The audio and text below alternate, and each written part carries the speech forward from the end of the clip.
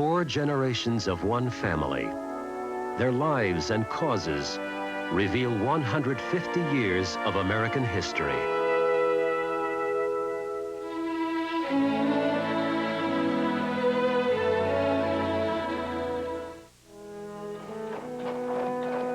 During the Civil War, Charles Francis Adams II, grandson and great-grandson of presidents, fought as an officer in the Union cavalry. His brother Henry served in London as secretary to their father, the American minister to Great Britain. In 1870, Charles is at home in the rapidly changing United States. He is committed to the new dynamism, big business, and is determined it can be controlled by Adams' rules. To Henry, those rules appear to have been bypassed. Damn it, Henry, you are giving up. You can't seriously consider this offer from Harvard. There's an historical tradition in our family, Charles. Our grandfather was a Harvard professor early in his career. Well, you can't leave Washington, not now. I shall miss it. Did you know that one of the newspapers called me the 3rd best dancer in the city? Now, that's fame, Charles. I was only pleased they didn't embarrass me by naming me first. There's a fine line between fame and notoriety. Yes, yes, back to your old tricks, that sovereign rule of yours. Serious things must be discussed lightly and light things seriously. Henry, you know how important your articles are. Oh, very. They were all printed in obscure magazines. Even the typesetters didn't bother to read them. Typesetters? You're exposing faults in our system that needed to be exposed. You tried, too. You attacked Jay Gould on what he was doing with the railroads, and with what result? Henry, have you forgotten our letters to each other during the war? We had dreams then. We cared. We saw ourselves as the beginning cadre of intelligent, honest men who would do something to heal the country. Well, it's more important now than then. Now, you have a right to be discouraged, God knows, but this country has exploded since the war. Explosion causes debris. We're living in it. We'll do something about it, then. Don't go off and hide in some ivory tower. Don't spend the rest of your life teaching medieval history and being witty at faculty teas. Oh, if that's my fate, I'm fortunate to have a brother in the battle. You're damned right I'm in the battle. The railroads have opened up this entire continent. Here, you take Kansas City. Now, 5 years ago, it was a river village, Westport Landing. Nothing but a few planters' houses, warehouses, Negro shacks. Today, it's a city. I own real estate there. Stockyards. I'm proud of you, Charles. Finance is the new frontier, Henry. I'm not going to turn my back on it. You should be pleased I'm leaving Washington. If I stayed, I might have to expose you. Oh, no. Oh, no. Why do you think I kept insisting all these years on a railroad commission here in Massachusetts to regulate one of the most lawless industries in America? I believe I can change what is wrong, Henry. No one in the system can change it. That's pure cynicism, a cheap attempt to avoid responsibility. My God, Henry, with Grant and power, there's more fault in Washington now than ever before. Dig into it. At least give it a month. Decide about Harvard then.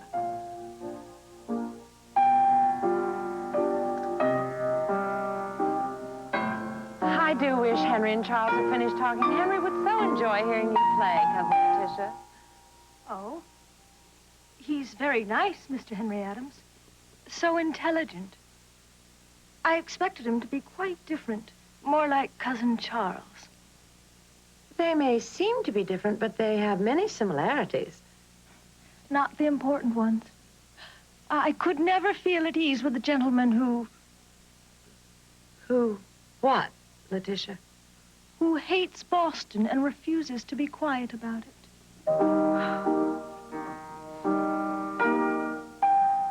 You need to be at the pulse of it. Washington is your city. You've said so yourself. Aging whores lose their appeal, Charles. Oh, Henry, you're sulking, that's all. No, I'm just being realistic. I went there, eager to be carried in triumph on my followers' shoulders. No one noticed me. Despite my brilliant articles, there's still no civil service. My efforts did not prevent Mr. Fisk and Mr. Gould from cornering all the gold in America. My essay on the Senate and the executive changed nothing. I've been running after the Adams go-kart. Now I've stopped. For God's sakes, Charles, let's go our separate ways. I'll be teaching at Harvard this fall.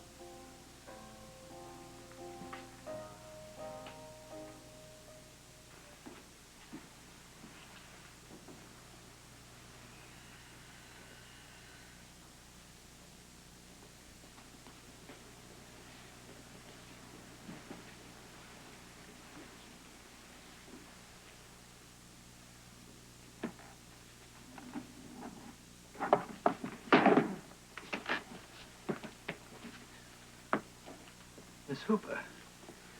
Good morning, Mr. Adams. You look surprised. At the sight of a woman in Harvard Library, yes, but I certainly don't object. Plato. In the original. Well, I don't like translations. How wise of you. So Dr. Gurney is going to teach me to read the language. Are you enjoying your professorship? More than I ever thought possible. It's incredible what the students are teaching me. Do you always deprecate yourself, Mr. Adams? I beg your pardon. Well, you did when we met at dinner last week. Is it a habit of yours or an affectation? I never thought about it. A habit, undoubtedly. A subtle warning to strangers not to expect too much. You're shy. What a pleasant surprise. My first impression was wrong. Good morning, Mr. Adams. Have a pleasant day, Miss Hooper.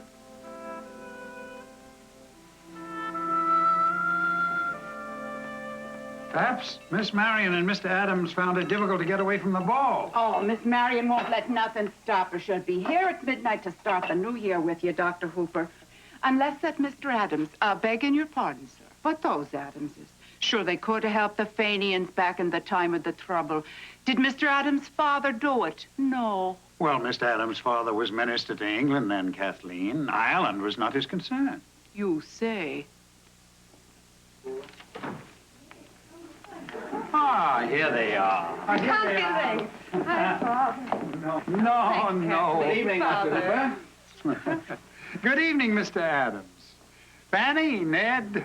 Father, Happy New Year. I've disrupted your whole evening. Nonsense. Now, we couldn't begin a new year without you. It's a pleasure to be here, sir. We left the dance of the dead. Mr. Adams. Boston hostesses dread entertaining for a simple reason. They've no one to invite except the friends they've loathed since childhood. You're too hard on us, Mr. Adams. Oh, it's nearly 12. Kathleen, won't you join us? Oh, no, thank you, Miss Marion. Spirits are the curse of me race. If Irishmen drink too much, it's undoubtedly because of their women. An interesting historical thesis, Henry. Well, to my family and to Mr. Adams. Happy New Year. Your health, Father. Thank you, Clover. Now the new year has begun as it should.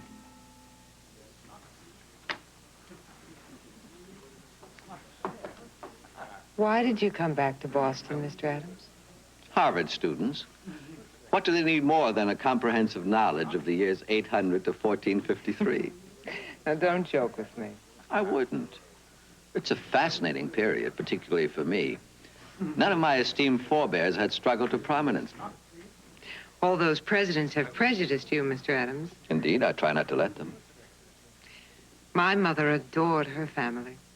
Perhaps if I had known her, I would have too. You still have not told me why you came back. You are too persistent. Yes, I am. I've been reading as many of your articles as I can find. You could be a very important man. You insult me, Miss Hooper. I think I am. Well, important in a different way than you are. We're starting for home, Clover. Can we take you home? That would be kind. Good. I want to talk with you. I ran into your brother, John Quincy, yesterday. He asked my support in his race for governor this year. John's turning a willingness to run into an eccentricity. But then all the Adams have their peculiarities. Just as the Hoopers do. Good night. Shall I see you soon? Whenever you like, Henry. Mr. Adams, the latest count. Ward 8. 300 less than last year. Ward 16, Irish Town. Perhaps when the returns from the western counties come in. They knew how to do it. They waited till they were asked. Now you have the Irish. You want a favor done, you go to the Irish forces or their ward healers. Damn it, I should have made a good governor. Good evening, John. Henry. Father, Charles, Brooks. Well, son, you did your best. I can't imagine why you want to be in politics anyway. Brooks, please. Well, there is one consolation, Father. You'll rescue the family name next year. Yes, Father, stop being such an ostrich. You are the logical Republican reform candidate for president. And if you're nominated, you'll win. I'm astonished at the two of you. We shall talk of this no further.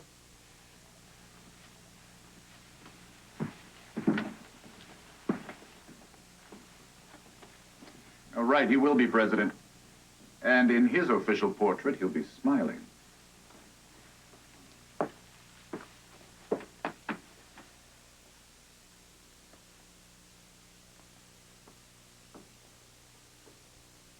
For 3 years, you've been ringing the fire bell, trying to get Washington to admit there must be federal control of the railroads, and you haven't succeeded.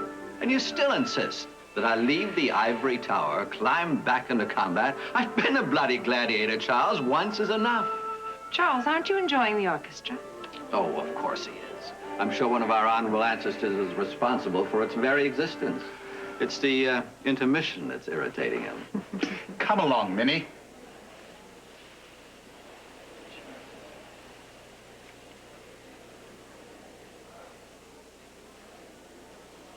My brother has appointed himself minister of my conscience.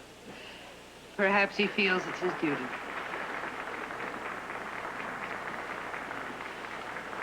I'd rather you were.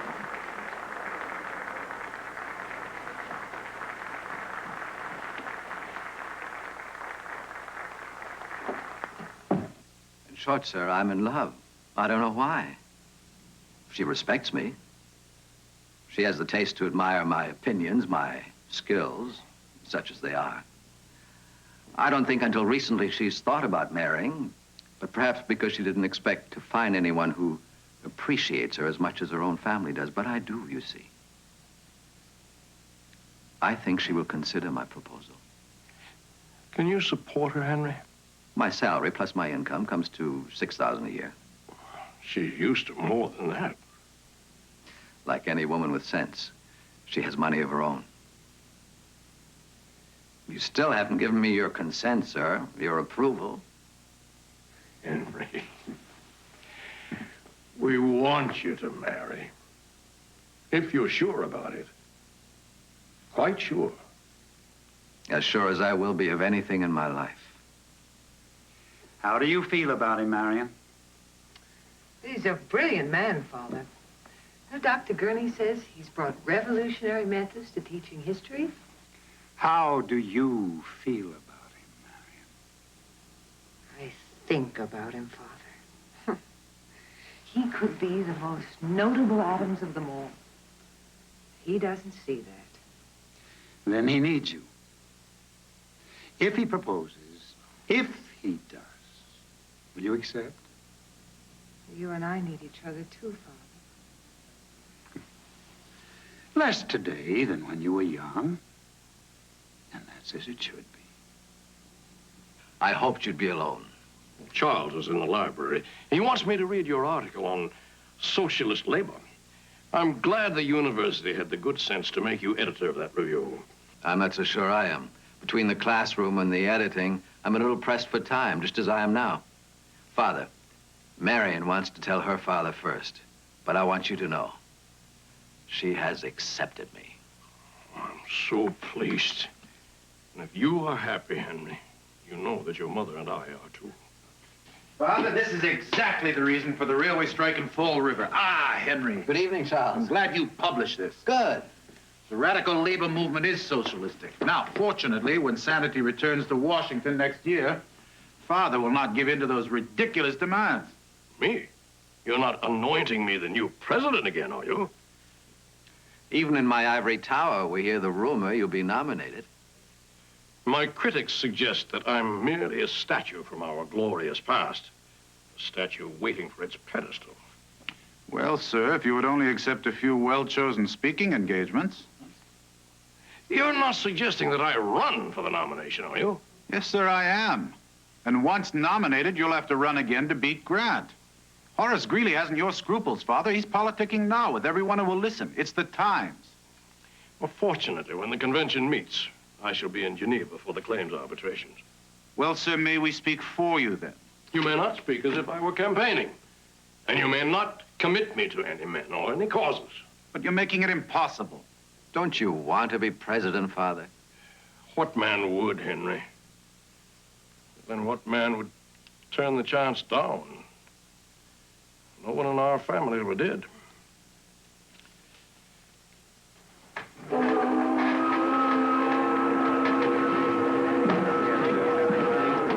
You'll be comfortable in here, I believe, sir. Well, it's out of the dampness, at least. Thank you. Well, what about the man from the embassy, Father? Oh, he'll find us. Well, how does it feel to be back in England, Brooks? At least this time I shan't be sentenced to their public schools. England may prize them. I don't, and never will. Mr. Adams, welcome to Great Britain. I'm Spofford from the embassy. Thank you, Mr. Spofford. This is my son, Brooks Adams. How do you do? If you'll be kind enough to give me your passports, I'll arrange for you to bypass customs. That's very kind of you. Oh, I have a cable for you. It's been waiting several days. Thank you. I shan't be long, sir.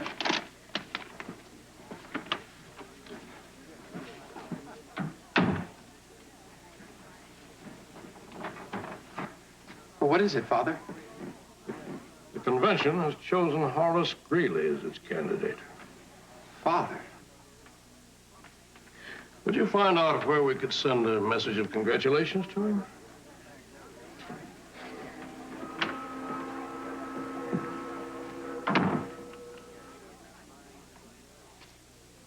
I must say it the last time. In fact, this will be the last time ever. Good night, Miss Hooper.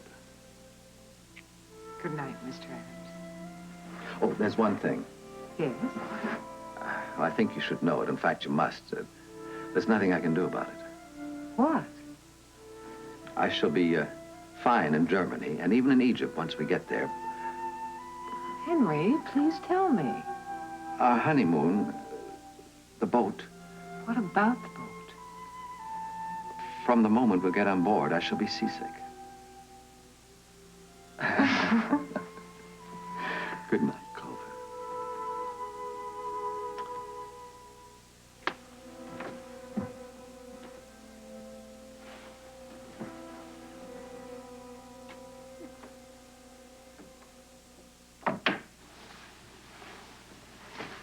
It's my last night in this house.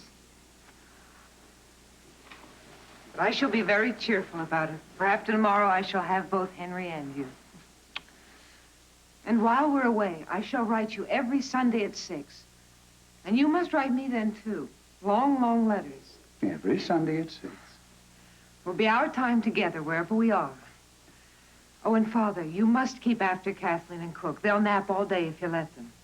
Oh, and the gardener does tend to drink on St. Days. You know that. You told me. Well, good night. Good night, Clover. Thank you.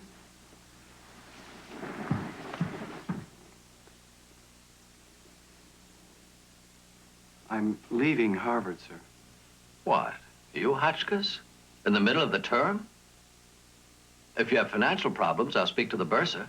No, sir, it's not that. Even if I get my degree, what can I do with all I've learned? Nothing besides. Teaching. I want to get into business, industry. There are a lot of opportunities just now. Yes, I'm sure there are. Well, if you've decided.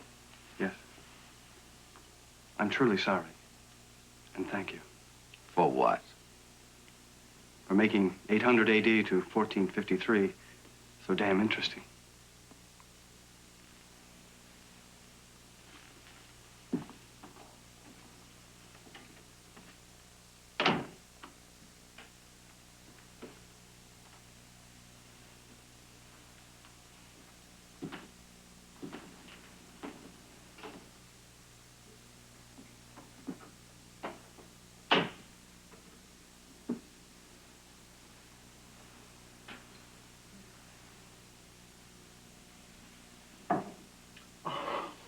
Clover. Henry, what's the matter? Ghosts. I didn't know you believed in them. Just my family's. Here, I just started this. My dear Mr. Gallatin, knowing the deep respect my grandfather had for Albert Gallatin, I am most flattered at your suggestion that I come to Washington and edit your father's papers. Are you going to do it? Can't they have the papers sent here? Let's leave Boston. Henry. Break away, move, smell the asphalt of Washington again. We can sit on a balcony and look down contemptuously at people in high places. Oh, I know you're serious. Yes, I mean it. I've been thinking about it for a long time without realizing it. You'll love living in Washington, Clover. Why are you hesitating? I'm not sure.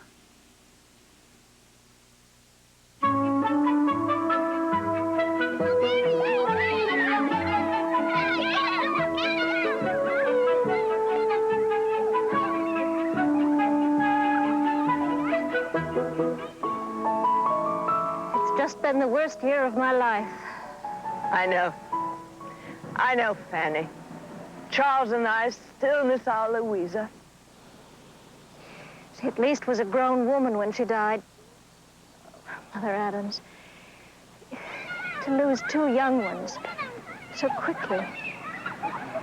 I still keep thinking I'm going to see Fanny toddling towards the lemonade. John Quincy teasing Mary. John Quincy. Fanny, please. John Quincy Adams never teased anyone. We were talking of John Quincy III, Charles. Oh. Mama, Papa! We're coming, Charles.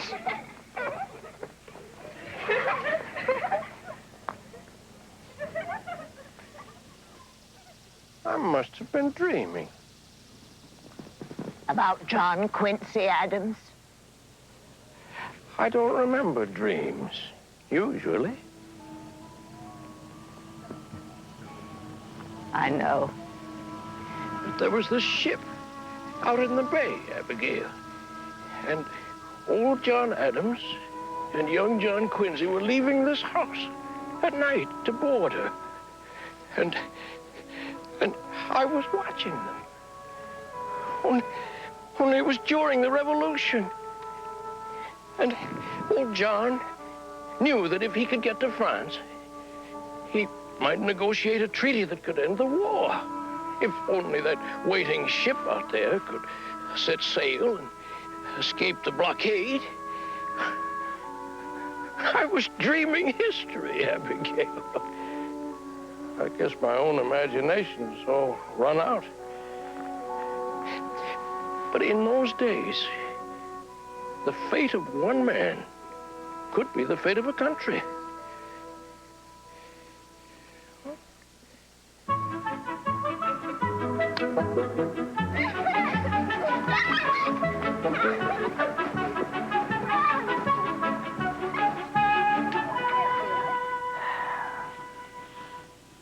Look at us all. Whatever our hopes, here we are. John Quincy, gentleman farmer, city planner, former politician. Brooks. There's a brilliant mind without a scrap of sense in it. He expects to become a successful lawyer by turning down the very cases that would make his reputation. That's his way of keeping his integrity. You should approve. You can become successful and still keep your integrity. You don't believe me?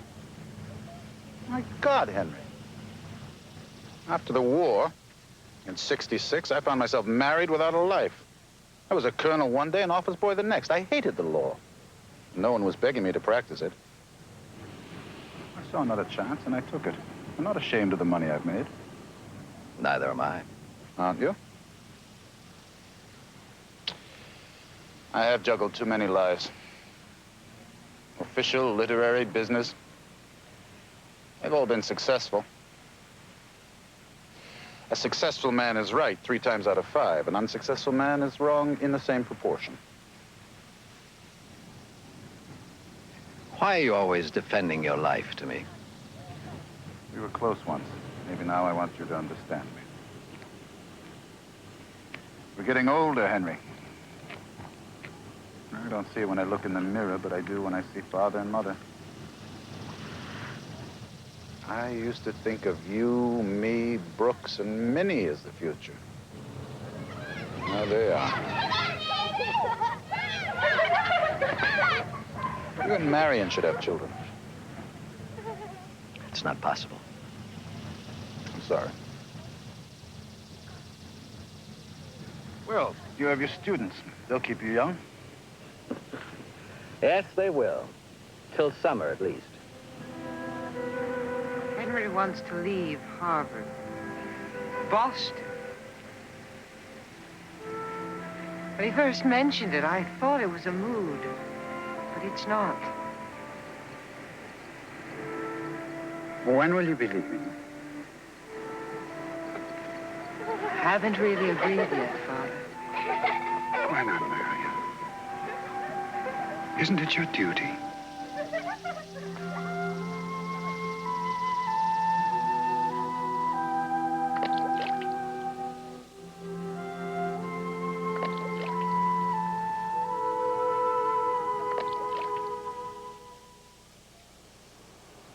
Is your father enjoying the afternoon?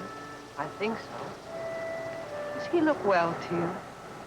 I don't know why, but everyone seems so much older. I guess it's the children's fault. Will we leave for Washington as soon as classes end, Henry? Yes, we will. We will. I still don't believe it. Gallatin's finished. Clover, it's so good to talk to you without part of my mind being back in 1798 or 1815. But now I have to read 4 volumes. I shall only be very hurt if you don't. Well, I must. How will I know the reviews are fair unless I've read the books? We'll ignore the reviews. We'll simply hurl the 4 volumes at the head of an unconscious public and go on from there. Perhaps a study of John Randolph, Aaron Burr. No, Henry. You must finish your novel. Democracy? Oh, no one reads satire. Henry, I've just reread what you've written, and it's brilliant. All the characters are so recognizable. I even think I recognized a bit of myself when Madeline couldn't decide whether she had real ambition or was just restless. Madeline is a completely fictitious character. Oh, Henry, I don't mind. I'm flattered. You're a writer. You must use who and what you know. Finish the book for me. Get it to a publisher before we leave for Europe in September. Well, it would have to be published anonymously, of course. No. I wouldn't want that kind of notoriety. The cover must read Democracy by Henry Adams. Half the town would recognize themselves. Senator Blaine, Cameron. They both know what we feel about them. We've said it often enough. Frequently to their faces. There's another consideration. My serious work. This is serious work, Henry. The historians won't think so. Besides, think of the fun we'll have, sitting there, laughing to ourselves while the whole town tries to find out who the author truly is. Another game, Henry? But an amusing one, at least. What does it matter whose name is on the cover? Oh, don't be angry, please. I need your help to finish it. You need me in very curious ways, Henry. Oh, Henry's always late. Historical research is no excuse. He should stop writing history. Tell him to follow my example and beget a few novels. At least they can be researched in the drawing room and written in the privacy of one's study. I wonder what a novel by Henry would be like. Filled with momentous events. He'd probably attempt to turn that shanty village of his into a great city, Washington. You must come back to America soon, Mr. James. You'll be surprised how the capital has changed. I would still see the village. Excuse me. Of course. Dear Mrs. Howard, kind of you to come. Mr. James, I just finished your volumes. I can't let go of them. I have the same difficulty. I do adore everything American. Such an endlessly fascinating people. I have a treat for you, then. An authentic American who's escaped the provincialism of my country. Mrs. Howard, Mrs. Adams. John. How do you do? How I envy you being here, discovering our country. I understand you have no cathedrals at all. Describe what you do have to Mrs. Howard, my dear. Excuse me.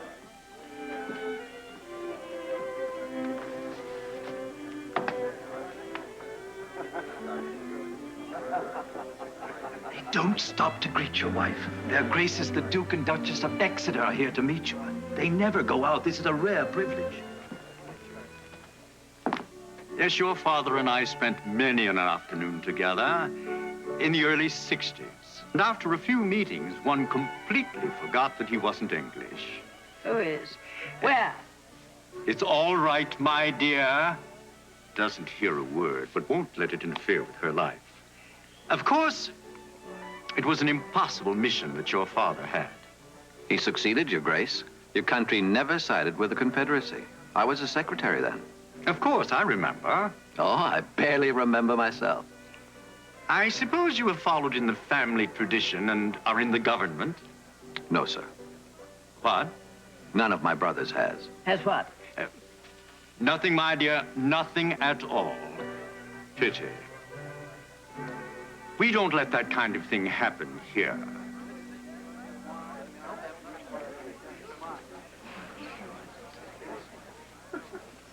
Henry becomes more English every year. He should be stuffed and placed in Westminster Abbey, a monument to his acquired country. That's unkind. He should come home, though. Oh, I asked him. He refused. Return to America, my dear Adams, to do what? Watch the laborers fighting in the street? I didn't mention it might give his novels added reality. Well, I would have.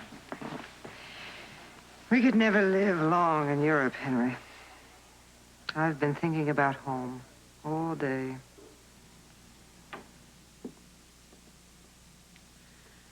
Have you finished reading Henry's books yet? Yes, I have. Well, I thought we might take a walk over to the old house and see Father. Oh, you aren't going to write Henry tonight, are you? No. I'm reviewing Mr. Henry Adams' Life of Albert Gallatin for the Nation. Charles, do you think that's wise? After what you said, I don't... My critique will be published anonymously.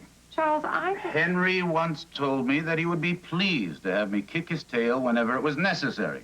It is necessary. It has no life at all. You Adamses. You have so high a standard born into you. I wonder how any of you ever get anything done. His volumes fall a little short of being an outrage. Both on Albert Gallatin and on everyone who wishes to know anything about him. Now, you must not let one review... Well, that's the Nation. It's important.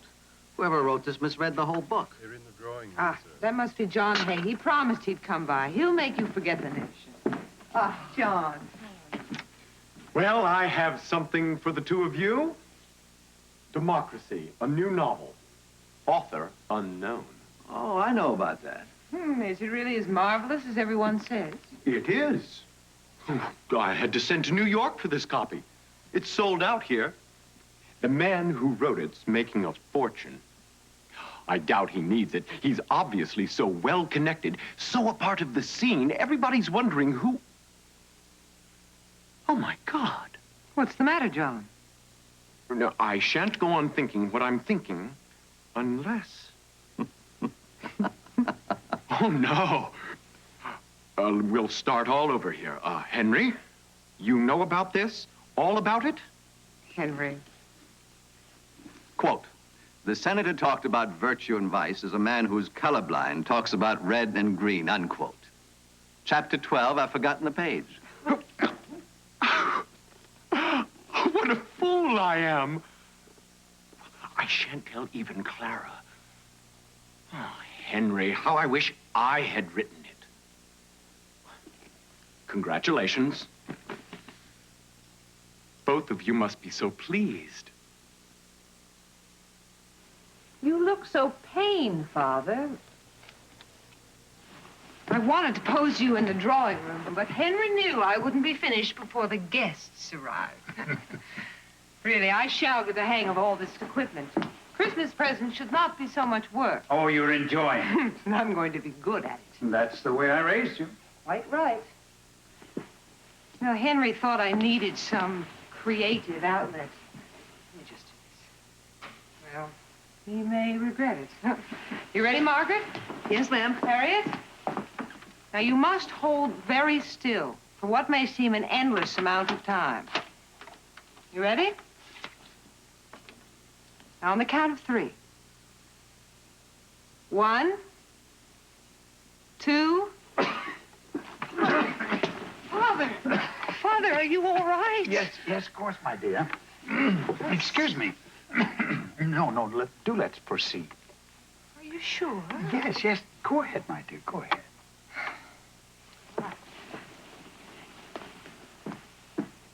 On 3. 1, 2, 3. Mr. Adams. Hotchkiss, I was curious to see you. I see I'm the first. That gives us a chance to chat. Your note said nothing except you're living here now. Tell me, what are you doing in our city? Actually, I'm working for Mr. J. Gould. Oh, your history studies won't be wasted then. You've done thorough groundwork in both despots and criminals, this time combined into one man. Madam? Excuse me. Elizabeth. Henry! Senator? Henry. Where's Marion? Photographing. I'm afraid I have a rival now for my time and affection. I know you don't believe that. Oh, I'm so sorry. Mr. Hotchkiss, I'd like you to meet a dear friend of ours, Mrs. Cameron. Mr. Hotchkiss, Senator Cameron. Mr. Hotchkiss. I'm a great admirer of yours, Senator. Well, thank you, I sir. read that piece you wrote. Isn't it fortunate your husband has at least one? No, Henry. I'm an admirer of my husband, too. Oh, but Marion and I love you nevertheless. This time last year, the White House was quite dark. Mrs. Hayes' teetotaling had turned it into a desert. As her husband did his office. When we returned from Europe, I was fully prepared to bumble along with Garfield for 8 years. Guiteau and his pistol have spared us that. I have no thanks to him. Our electoral college is supposed to provide us with presidents, not assassins. And now we have Chester Arthur, a man of the people, most of whom turn out to be General Grant's needy followers. I think the time has come, King, to talk seriously about organizing a free trade party. Will you give your time to that? More importantly, I'll give my money. I'd like to have a man in the White House whose dinner invitation I care to accept.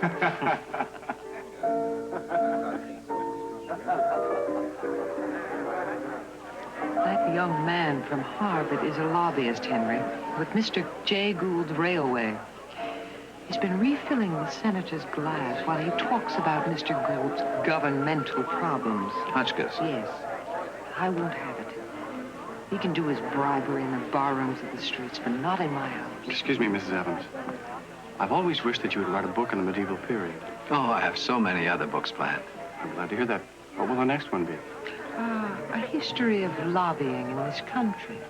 A detailed expose about how congressional votes are bought. It will be an unscrupulous book about an equally unscrupulous profession, Mr. Hotchkiss.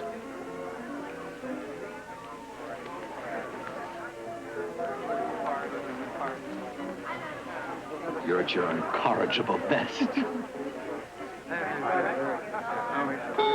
Midnight. Is that it? Yes. Happy New Year. Happy New Year. This year you came to me. Dear Father, Happy New Year. Happy New Year.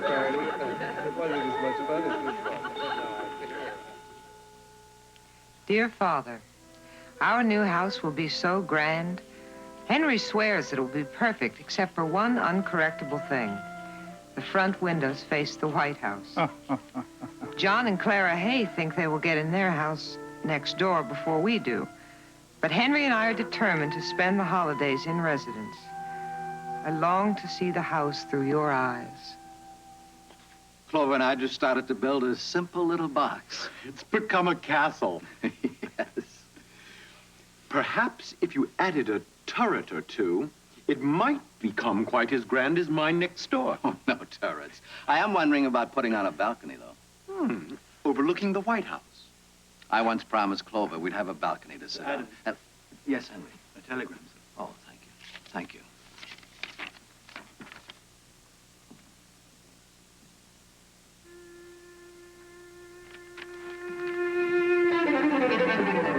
Time. Yes. Is Father going to be all right? Is there a chance? A chance. Yesterday's was evidently not the first attack. Not the first. Father wouldn't keep that from me. He wouldn't. He did, Clover.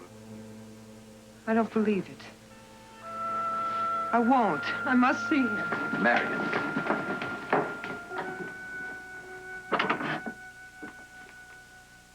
He's asleep, Mrs. Adams. I'll call you when he's awake. I'll stay with you. Mrs. Adams. I'm going to take care of him myself. You're going to wake him. No, I won't. He needs his Nurse, I know that.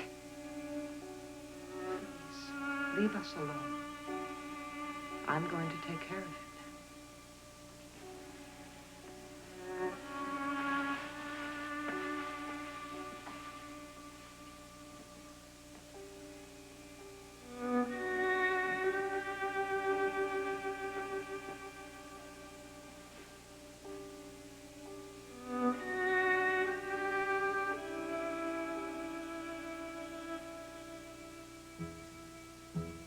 Dearest Henry, every day he seems weaker, though when he is awake, his mind is so alert, so cheerful.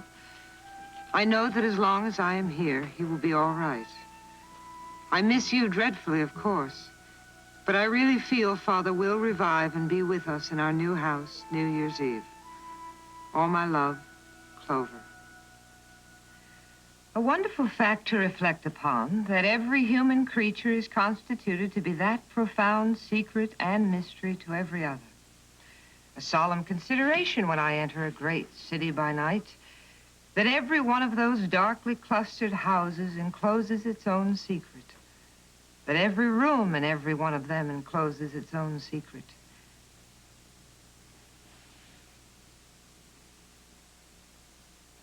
Don't stop reading. Oh, I thought you were asleep. You should go back to Washington.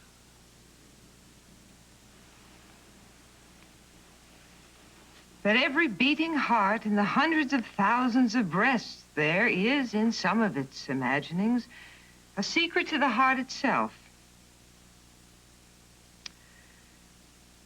Something of the awfulness, even of death itself, is referable to this.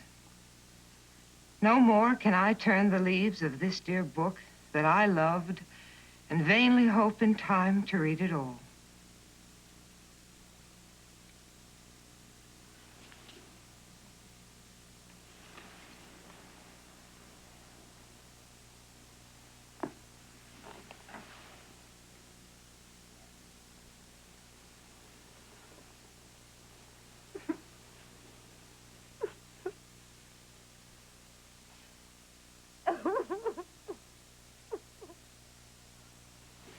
A fireplace in every room will bankrupt us, but Henry insists. As a child of Rhodes and Quincy, as a young man in London, and now in soggy, humid Washington, I will have my fires. Henry, wait till you see the marble I found for this mantel. You didn't tell me. She's been a demon. She's found shops I didn't even know existed. Well, you have your work and I have mine. Let me show you the sample. It's in my bag. She's fine, don't you think? So much better than when she first came back. Well, this house is saved, and not me. She was very bad in Quincy. I wasn't able to help her. Well, she didn't collapse, but I knew her despair. There was nothing I could do. I hated the feeling so. If you don't like it, What have you two been talking about? How wonderful this house is for you both. I've always wanted a perfect house. A house in which every room is exactly right. Oh, you've just got to like it, Henry. You certainly won't the price, but what does that matter? We aren't going to live forever. Do you like it? Oh, yes, it's very unusual. I want it as much as you do. Good. What do you think, Elizabeth? It has a marvelous texture. The carving is going to take some time, but I'll keep after them. The walls are going to have to be painted first. I've taken the color from the Reynolds painting we bought in London. Everything we own is going to look beautiful here. You're finally going to live as we've always wanted. Yes, finally. I do have one request, though. May I have, one wall of this room as I want? Of course, Henry. That one. Perfect. I'll choose them myself. Choose what? The best of your photographs. Oh, yeah. We'll have them properly framed. There will be no photographs, Henry. What? I don't want any photographs in this house. But they would be beautiful here. They're such a part of you, Clover. I have other plans for that wall. A tapestry. Now, come. You must see the pantry, Elizabeth. I'm finally forcing myself to be practical. We'll have no trouble with servants once we move here.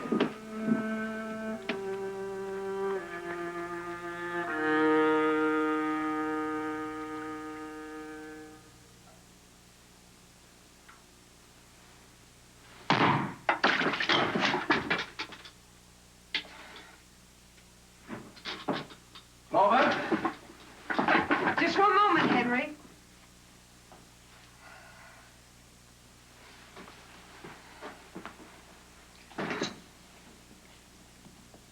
I'm glad to see you working again. How's it coming? Well enough. The, first proofs came in on the Thomas Jefferson book. I thought you might like to go over them with me. I'm sorry. I have a headache. It's fumes from the chemicals. Come out of there, then. No. We always read the galleys together. I think the book is a mistake. Clover. That's wrong. I didn't mean to say that. You obviously did. I only meant... What is the book about, Henry? Jefferson? No. It's about John Adams. What are you trying to prove? Oh, what am I doing? I'm so tired. I don't sleep well at night. You know that. I don't mean to hurt you. It's just these days, there are so many things we just can't talk about.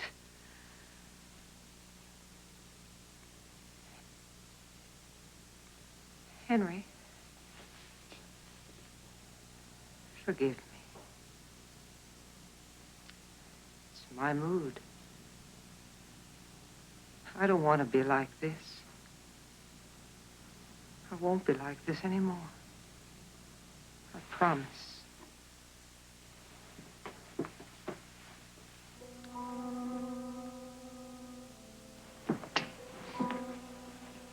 I won't be needing you now. Will you be having tea in the studio this afternoon, madam? Not this afternoon.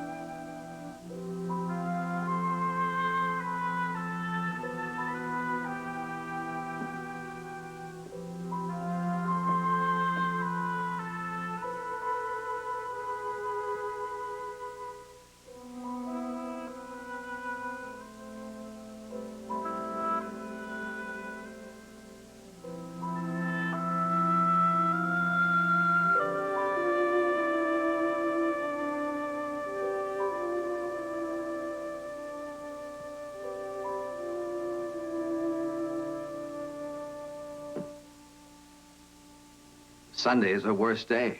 I wanted her to come to the new house with me, and she was reading and wouldn't. When we're living there, perhaps. Of course, that'll help. Let me go find her.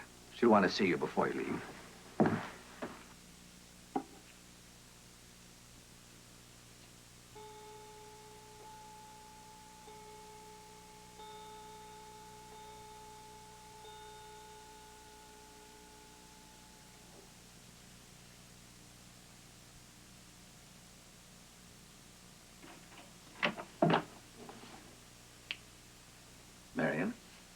I was just starting a letter. To whom? Ned?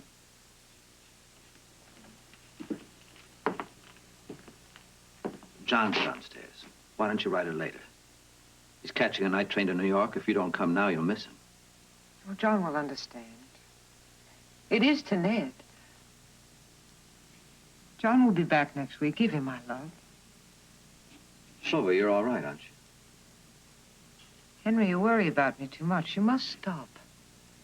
I simply don't like to be interrupted once I've decided what I must do. You know that.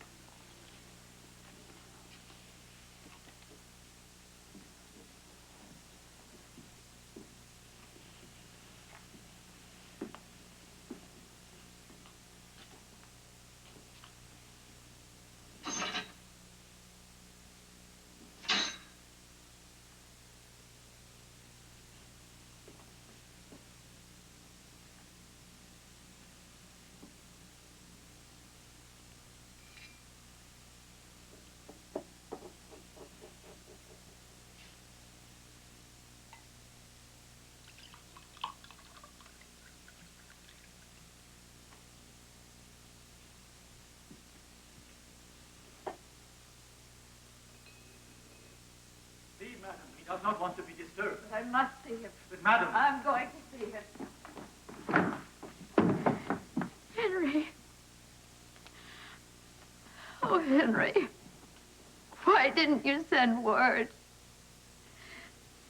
I read it in the Star. Heart failure, they said. For once, the press is willing to save the pride of an Adams. Henry, what happened? Marion, what... Please. It will be so much easier for me if you do not mention her name.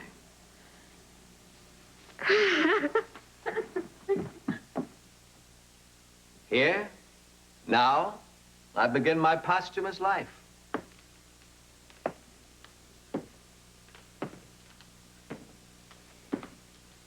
You should never have moved into this place. You've always accused me of living in the past. Moving here, I've stepped into the future. What are you going to do now? We planned a trip to Japan in June. You're not going. Henry, you'll be miserable. You'll be thinking about everything the two of you... Why are you doing this? I want to understand. What? Our lives. You've so much work planned. I'll leave the work to you, Charles. You're 50 now. You told me once that when you were, and you had everything you wanted, you'd retire to President's Hill and become an historian yourself. I haven't everything I want yet. Will either of us ever have what we really want? Remember when we were very small? In the long room at Quincy, there was this portrait of old John Adams. His great somber face always seemed to be staring down at me. It terrified me. And I would wonder in my innocence what he thought of me. And then I knew the answer. He was disappointed in me. I felt that way, too. I wonder now if we were right. We're each looking for new frontiers in our own way. Our times simply do not call for heroes.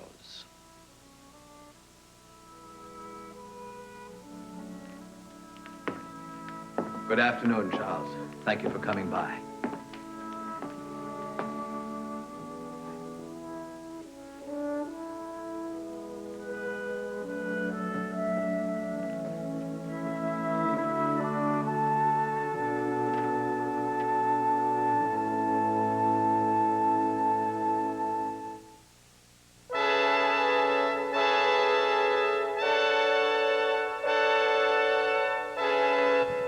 Stay tuned to 11. The concluding episode of the Adams Chronicles follows almost immediately.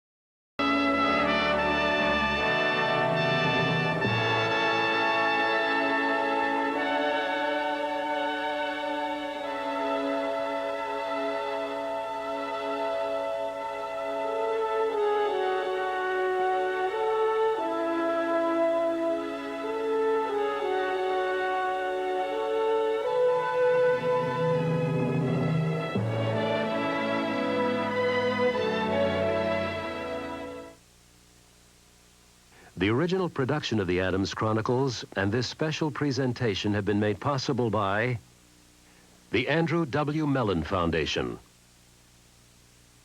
the National Endowment for the Humanities, and ARCO, worldwide producer of petroleum and petroleum products, as a tribute to the 200th anniversary of the American Constitution.